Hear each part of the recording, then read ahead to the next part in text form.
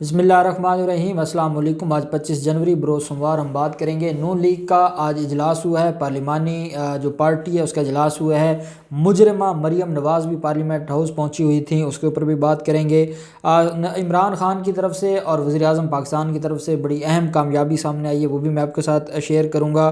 7 نون league کی قیادت کے خلاف مقدمہ درج ہوا ہے، گرفتاریاں ہوئی ہیں، اس کے اوپر بھی ہم بات کریں گے۔ اور سب سے اہم خبر جو اسحاق ڈار کے حوالے سے، جو آج ان کے ساتھ لندن میں جتنی ان کی تاریخی ذلت اور رسوائی کا ان کو سامنا کرنا پڑا ہے، اس کے اوپر بھی ہم بات کریں گے۔ پہلے ہم بات کر لیتے ہیں پارلیمانی اجلاس کی۔ پارلیمانی اجلاس میں جو ہے وہ آج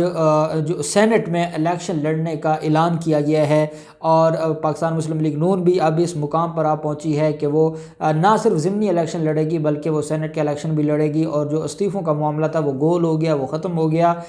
سینٹ کا الیکشن کا اعلان کرنے کے بعد نہ صرف انہوں نے عمران خان کو وزیر اعظم مان لیا، منتخب وزیر اعظم مان لیا، بلکہ عمران خان اب 5 سال کے لیے ان کے لیے یہ کوئی بھی مشکل پیدا نہیں کر سکتے۔ مریم نواز کا یہ کہنا ہے کہ ہم جو ہے وہ اگلے جو اس سال کے اندر جو ہم ہر حال میں عمران خان کو گھر بھیج دیں گے، یہ عمران خان کا آخری سال ہے، یہ سال الیکشن کا ہے اور ہم ان کو اب نہیں رہنے دیں گے۔ دوسری طرف پارلیمانی اجلاس میں جو سینٹ کے امیدواران کے حوالے سے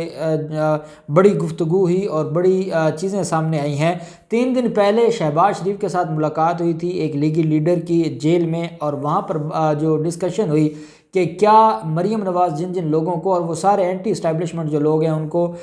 دینے جا رہی ہیں ٹکٹ سینٹ کی، تو کیا یہ برداشت کر لیں گے شہباز شریف؟ اور شہباز شریف نے کہا مجھ سے تو مشاورتی کسی نے نہیں کی اور میں تو اس کسی معاملے کو نہیں جانتا، مریم نواز اپنی مرضی کر رہی ہیں، اور اگر وہ اپنی مرضی کریں گی تو میں بطور پارٹی صدر پھر ایکشن لوں گا، اور یہ ہو سکتا ہے کہ مریم نواز سے اس کا عہدہ بھی لے لیا جائے۔ ساتھ شہباز شریف نے نواز شریف سے رابطہ کیا اور ان کو باقاعدہ اپنی جو شکایت ہے وہ درج کروائی، اور ان سے کہا، احتجاج ریکارڈ کروایا کہ مریم نواز جو کہہ رہی ہیں یہ پارٹی کے مفاد میں نہیں ہے اور میں اس کو برداشت نہیں کروں گا۔ نواز شریف نے کہا کہ فیصلہ میں نے کرنا ہے، میں آپ کی بھی مشاورت سے کروں گا اور باقی جو مریم نواز اور باقی لوگ ہیں ان کی بھی مشاورت سے کروں گا۔ تو اب یہ جو مریم اور شہباز شریف کا معاملہ ہے وہ آج ویسے بھی کھل کر سامنے آ گیا ہے۔ مسلم لیگ نون کی جو ویمن ونگ ہے لاہور میں، اس کی تنظیم سازی ہوئی تھی، اور اس تنظیم سازی میں جو کیبنٹ اپروو کی گئی، جو ایک باڈی بنائی گئی جو عورتوں کو لیڈ کریں گے لاہور میں، تو وہ مریم نواز کی مرضی سے بنائی گئی۔ جب پریزیڈنٹ PMLN پنجاب رانا ثناءاللہ کے پاس وہ اپروول کے لیے گئی کہ آپ نوٹیفیکیشن جاری کریں کہ یہ لوگ نون لیگ کے ویمن ویگ لاہور کے عہدیداران ہیں، تو رانا ثناءاللہ نے اس کے اوپر دستخط کرنے سے انکار کر دیا۔ جب ان سے یہ کہا گیا کہ یہ مریم نواز کی اپروول سے بنائی گئی ہیں اور یہ مریم نواز کی رضامندی سے بنائی گئی ہیں، تو رانا ثناءاللہ نے کہا کہ مریم نواز کی رضامندی بھی اپنی جگہ، لیکن جب تک میں ایک دفعہ شہباز شریف کو یہ جو عہدے ہیں اور عہدیداران کی جو لسٹ ہے یہ جب تک میں دکھا نہ سکوں اور جب تک شہباز شریف اپروو نہیں کریں گے میں نہیں کر سکتا اور میں یہ نہیں کروں گا۔ جس کے بعد مریم نواز نے غم و غصہ کا اظہار کیا رانا ثناءاللہ سے کہ آپ میرے احکامات کو نہیں مان رہے۔ رانا ثناءاللہ نے کہا میں آپ کے ہر احکام کو مانتا ہوں، لیکن مجھے شہباز شریف کی طرف سے جو ہے وہ منع کر دیا گیا ہے، اور انہوں نے کہا ہے کہ جو بھی تنظیم سازی اب ہوگی وہ ساری کی ساری ان کی مرضی سے ہوگی اور ان کے مشورے سے ہوگی۔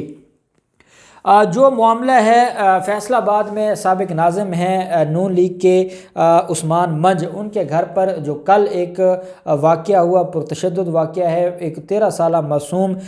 یاسمین، وہ ان کے گھر میں 6 ماہ سے کام کرتی تھی، صرف 5,000 روپے پر منتھ وہ ان کے گھر پہ کام کر رہی تھی۔ کل کوئی برتن ٹوٹنے کا واقعہ ہوا ہے اور اس بنیاد پر جو عثمان منج ہے اس کی بیوی نے جو ڈنڈوں کے ساتھ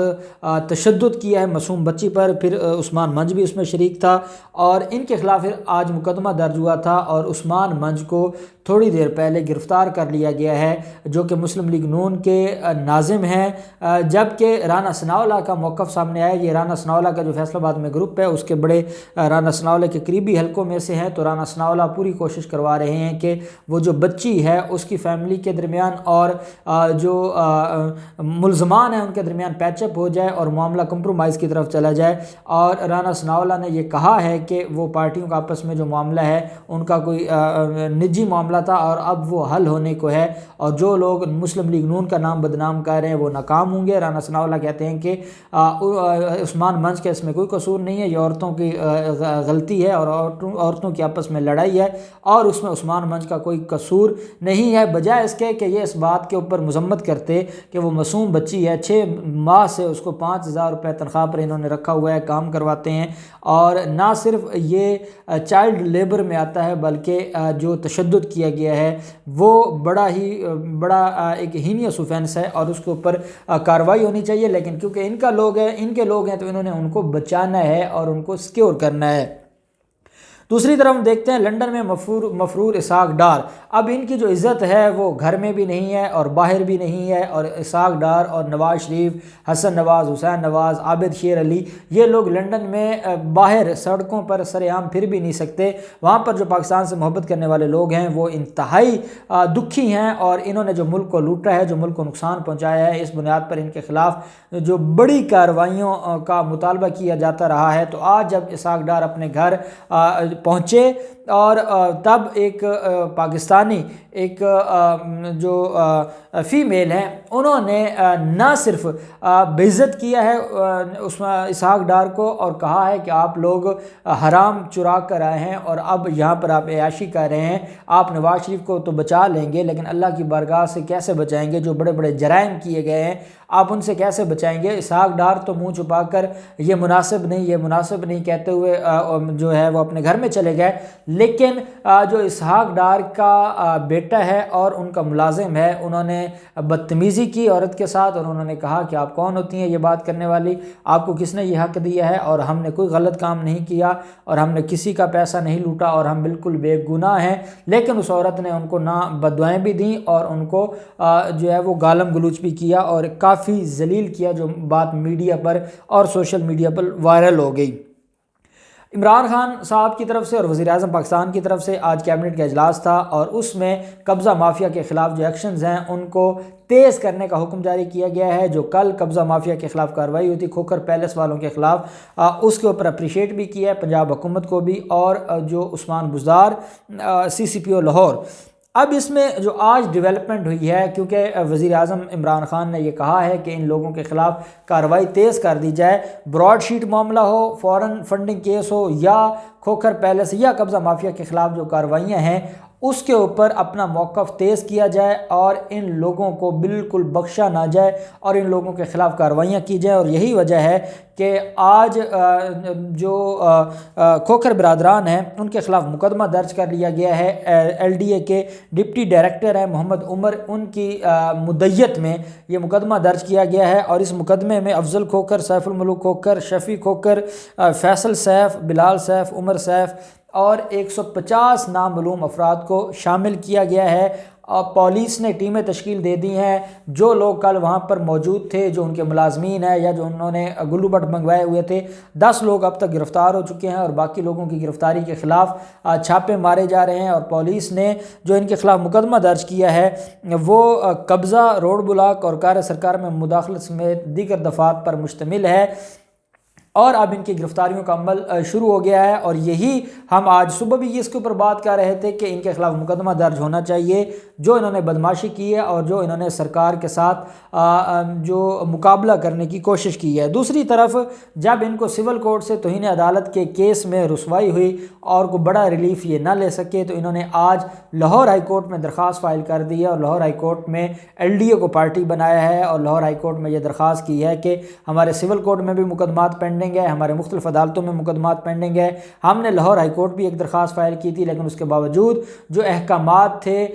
उन पर अमल दरामद नहीं हुआ, क्योंकि इन्होंने जो चीफ जस्टिस कासिम खान साहब की अदालत में एक रिट फाइल की थी जिसमें एंटी करप्शन को तादीबी कार्रवाइयों से रोका गया था, तो उसमें एक तौहीन अदालत की दरख्वास्त दी है और उसमें LDA पार्टी नहीं था और पुलिस भी पार्टी नहीं थी। देखते हैं अब इन्होंने जो तौहीन अदालत की दरख्वास्त फाइल की है लाहौर हाई कोर्ट में, कि सिविल कोर्ट से तो ये मायूस हो गए, अब क्या लाहौर हाई कोर्ट इनकी तौहीन अदालत की दरख्वास्त पर कोई बड़ा फ़ैसला देती है या वो सिंपल नोटिस कर देती है और जो मामलात हैं वो ठंडे हो जाएंगे और जो कब्ज़ा है वो पंजाब हुकूमत का ही रहेगा, या फिलफौर CCPO को तलब किया जाता है लाहौर हाई कोर्ट की तरफ से और लाहौर हाई कोर्ट तलब करके CCPO लाहौर से या हुकूमत से ये कहती है कि फिलफौर कब्ज़ा वापस दिया जाए। अब ये तो डिपेंड करता है जो लाहौर हाई कोर्ट का फ़ैसला है, अब इसके ऊपर समाअत कल होगी। अब ये चीफ जस्टिस साहब की अदालत में होती है या किसी और अदालत में, इस दरख्वास्त के ऊपर भी सुबह जो भी कार्रवाई होगी और इसके ऊपर जो भी समाअत का हवाल होगा वो मैं आपके साथ शेयर करूंगा। मैंने आपको बताया था कि सिविल कोर्ट से ये नाकाम हो गए हैं और अब ये डायरेक्ट हाई कोर्ट चले गए हैं। हाई कोर्ट इनकी बात सुनती है, इनकी जो दरख्वास्त है उसको प्रीलिमिनरी डिसमिस करती है या उसके ऊपर नोटिस जारी करती है या फिलफौर CCPO को बुलाती है। जो भी डिटेल्स होंगी हम आपके साथ शेयर करते रहेंगे। अल्लाह पाक पाकिस्तान का हामी और नासिर हो। बहुत शुक्रिया। अल्लाह हाफिज़। पाकिस्तान जिंदाबाद।